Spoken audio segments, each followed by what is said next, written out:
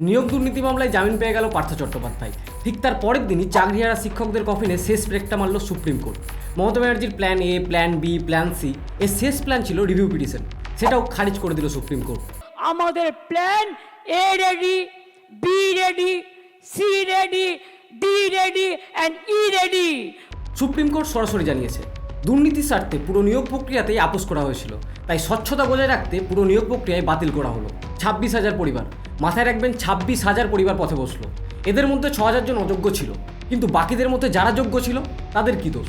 এ রাজ্যের শাসক দলের চুনোপুটি থেকে রাঘব বোয়াল, যারা এই 26,000 পরিবারকে পথে বসালো, যারা যোগ্যদের মুখের ভাত কেড়ে নিল, যারা দুর্নীতির পাহাড় গড়ল, তাদের কি আদৌ শাস্তি হবে?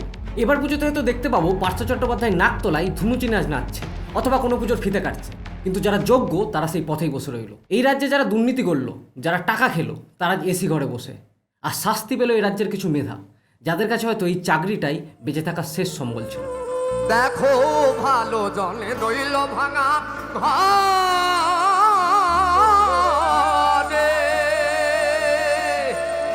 আর মন্দ যে সে সিংহাসনে চড়ে।